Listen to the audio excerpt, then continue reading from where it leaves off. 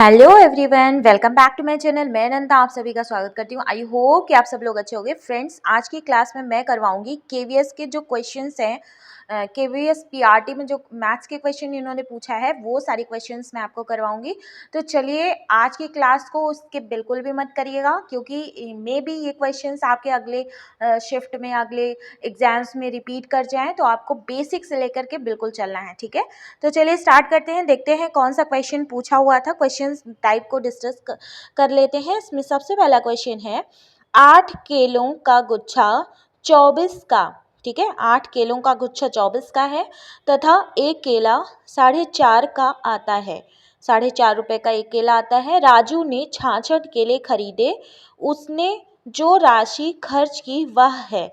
तो 66 केले खरीदे हैं। 66 केले खरीदने में उसे कितने कितने पैसे देने पड़े। तो इसमें सबसे पहले आप देख लीजिए कि जो 8 केले हैं, 8 केले का गुच्छा है, मतलब कि एक गुच्छा है जिसमें 8 केले हैं। ठीक है, तो 8 केलों का एक गुच्छा है और उसने खरीदा है 66 केले। तो अब हम देखेंगे 66 केले में कितने गुच्छे बन रहे हैं, कितने गुच्छे बन रहे हैं। तो हम 8 से डिवाइड करेंगे। तो हम 8 से डिवाइड करेंगे तो कितना आएगा, इसमें हमें 8 8 8 जा मतलब 8 गुच्छे बनेंगे। देखिए 8 8 जा 64 होता है ना, तो 64 होता है। तो 8 गुच्छे बन गए, लेकिन अभी 2 केला इसमें और एक्स्ट्रा है ना, तो 2 केला हो जाएगा, 2 केला हो जाएगा। अब देखिए 8 गुच्छा बन गया, 8 गुच्छा बन गया, मतलब कि जितना खरीदा है, 66 खरीदा है ना, तो 66 में उसके पास 8 गुच्छे बन जाएंगे 8 केलों के, और 2 एक्स्ट्रा केला है। तो अब इसमें कह रहा है 8 केलों का जो एक गुच्छा होता है उसका प्राइस है 24 रुपीज़।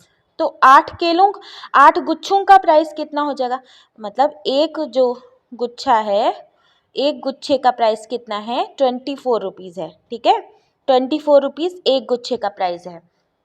और तो फिर इसी तरह से 8 गुच्छों का प्राइस क्या हो जाएगा, ठीक है, 8 गुच्छों का हो जाएगा, 8 गुच्छे का हो जाएगा 24 इंटू 8।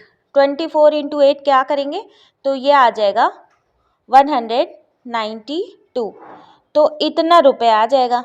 ठीक है, 8 गुच्छों का प्राइस, 8 गुच्छों का प्राइस आ जाएगा, क्योंकि उसने 8 गुच्छे लिए, मतलब कि 66 केले लिए, तो 66 में से 8 गुच्छा आ जाएगा। देखिए 8 केलों का एक गुच्छा होता है, तो जिसका प्राइस इतना है तो पहले हम गुच्छे में निकाल लेंगे, बाकी जो 2 बचा केला है ना, उसका प्राइस हम एक केले के हिसाब से लगा लेंगे।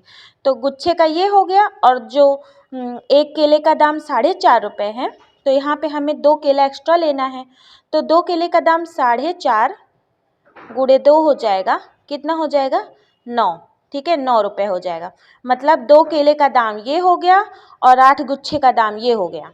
ठीक है, तो 8 गुच्छे का दाम और 2 केले का दाम हम जोड़ देंगे। ठीक है, दोनों को जोड़ देंगे, ये इसको और 192 को, 192 को दोनों को जोड़ देंगे। ठीक है, जोड़ देंगे तो क्या आंसर आ जाएगा, आंसर आ जाएगा हमारा 201। कितना आया, 201 आ जाएगा। 201 रुपये हमें देना पड़ेगा। ठीक है, क्यों गुच्छा क्यों हम निकाले, यहाँ पे लोग, कुछ लोग को सवाल होगा गुच्छा क्यों निकाले, क्योंकि यहाँ पे पहले ही प्रश्न में दे दिया है ना कि हमें 8 केलों का गुच्छा का दाम इतना है, तो हमें गुच्छे गुच्छे में तो थोड़ा सस्ता पड़ेगा, तो इसलिए हम गुच्छे का पहले निकाले, और यहाँ दिया भी गया है, और उसके बाद अलग से एक एक केले का दाम दे दिया गया है जो एक्स्ट्रा लगेगा।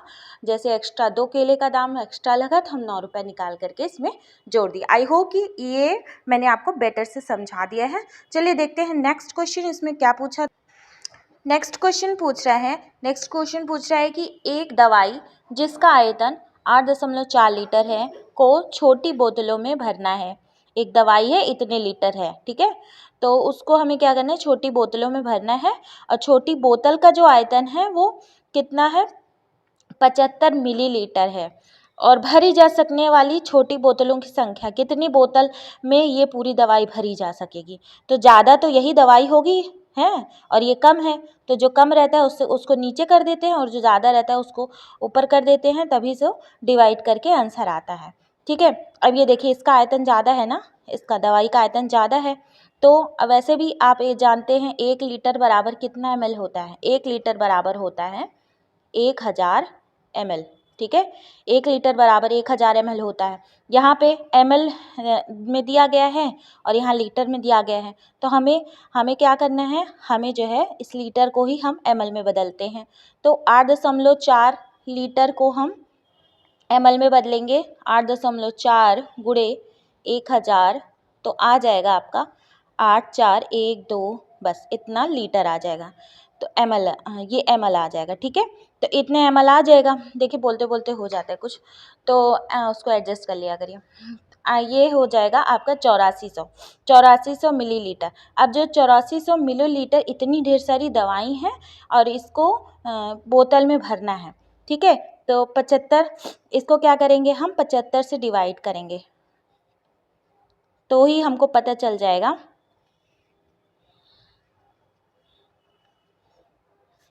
हमें इसे क्या करना है कि हमें इसे 75 से डिवाइड करना है, तो हमें पता चल जाएगा कि कितनी बोतलें लगेंगी, ठीक है, कितनी बोतलें लगेंगी भरने में।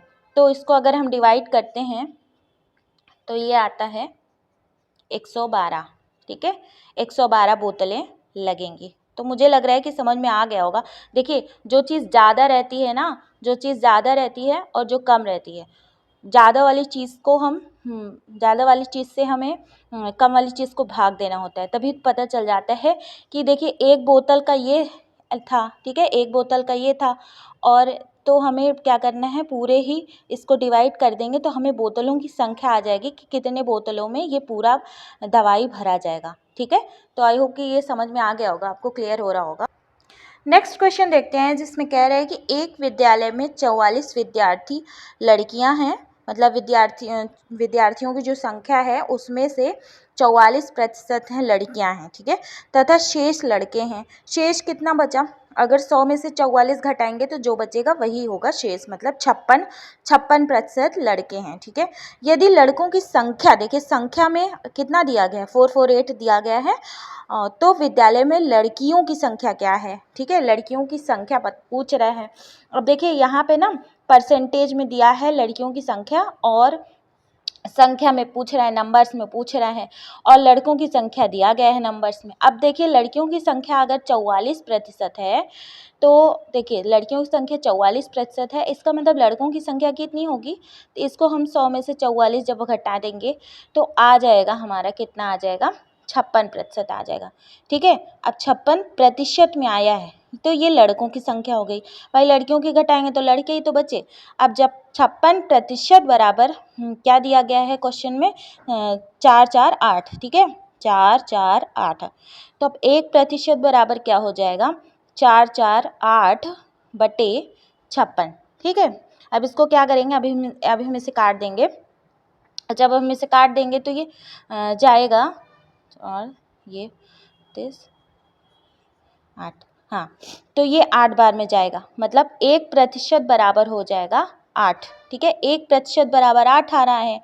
अब यहाँ पे 44% लड़कियों की संख्या है, 1% बराबर होता है 8 संख्या में, ठीक है। तो इसका मतलब 44% बराबर क्या होगा, 44 गुणे 8 हो जाएगा ना, 44 गुणे 8 हो जाएगा, और ये हो जाएगा 352। तो लड़कियों की संख्या क्या हो जाएगी, 352 हो जाएगी। देखिए फ्रेंड्स, नेक्स्ट क्वेश्चन पूछ रहा है कि सुजाता ने 2/3 किलोग्राम बैगन लिया, और 2 1/3 kg आलू लिया, 2 1/2 प्याज लिया, और 600 ग्राम अदरक खरीदा। तो सारी सब्जियों को भार ऐड करके कितना होगा दशमलव में, ठीक है। तो इसको में कुछ नहीं है, इसमें सिर्फ और सिर्फ आराम से सॉल्व करना है आपको। इसमें कैसे सॉल्व करना है, देखिए 2/3 बैगन का हो गया, प्लस 1/3 को हम कैसे करेंगे, 3 2 जो 6 कर लेंगे, 6 में एक ऐड कर लेंगे, 7 हो जाएगा, 7/3, प्लस अब यहाँ पे 2 2 जो 4, 4 में एक ऐड करेंगे तो 5/2। यहाँ पे मैं एक एक स्टेप आप लोग को बताने की कोशिश करूँगी। अब ये 600 ग्राम है ना, 600 ग्राम को आप इस तरह से लिख दीजिए, ग्राम में अगर 1000 से भाग करेंगे तो ये किलोग्राम हो जाएगा, और इसको ऐसे कट कर दीजिए, ये बच्चा 6/10। अब देखिए इसका नीचे नीचे दोनों सेम है ना, तो हम सिंपली इसको जोड़ देंगे ऐसे नीचे का सेम लिख करके। 7 2 9 कितना, 7 2 कितना होता है, 9 होता है, ठीक है, 7 2 9 होता है, प्लस 5/2, प्लस अब हम इसको 0.6 लिख सकते हैं, ठीक।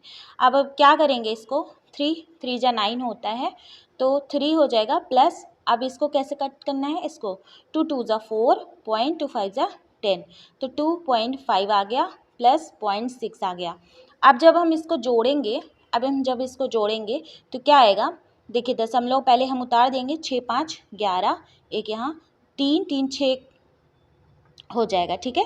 तो 6.1 kg आ जाएगा यहाँ पे इन सबको जोड़ने पे।